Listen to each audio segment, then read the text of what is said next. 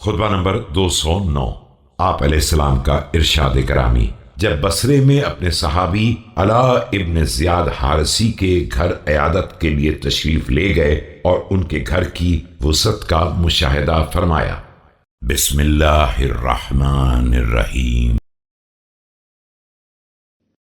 ما كنت تصنع بسعة هذه الدار في الدنيا وأنت إليها في الآخرة كنت أحوج، وبلى إن شئت بلغت بها الآخرة تقر فيها الضيف وتصل فيها الرحم۔ تم اس دنیا میں اس قدر وسیع مکان کو لے کر کیا کرو گے جبکہ آخرت میں اس کی احتیاج زیادہ ہے۔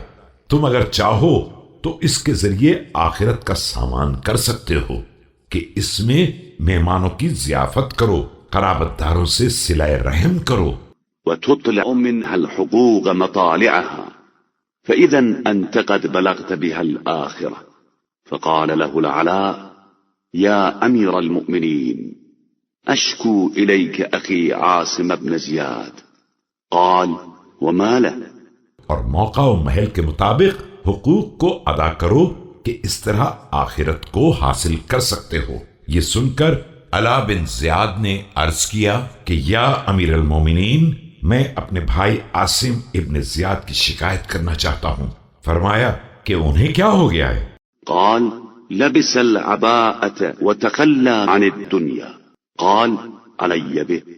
فلما جاء قال يا عدي نفسه لقد استهام بك الخبيث أما رحمت أهلك وولدك۔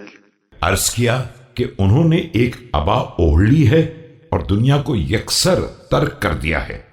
فرمایا انہیں بلاؤ۔ عاصم حاضر ہوئے تو آپ نے فرمایا کہ اے دشمن جاں، تجھے شیطان خبیث نے گرویدہ بنا لیا ہے، تجھے اپنے اہل و عیال پر کیوں رحم نہیں آتا ہے؟ أترى الله أحل لك الطيبات وهو يكره أن تأخذها أنت أهون على الله من ذلك؟ قال يا أمير المؤمنين هذا أنت في خشونة ملبسك وجشوبة مأكلك۔ کیا تیرا خیال یہ ہے کہ خدا نے پاکیزہ چیزوں کو حلال تو کیا ہے لیکن وہ ان کے استعمال کو ناپسند کرتا ہے؟ تو خدا کی بارگاہ میں اس سے زیادہ پست ہے۔ عاصم نے عرض کیا کہ یا امیر المومنین، آپ بھی تو کھردرا لباس اور معمولی کھانے پر گزارا کر رہے ہیں۔ قال ويحك إني لست كأنت، إن الله تعالى فرض على أئمة العدل أن يقدروا أنفسهم بضعفة الناس كي لا يتبيغ بالفقير فقره۔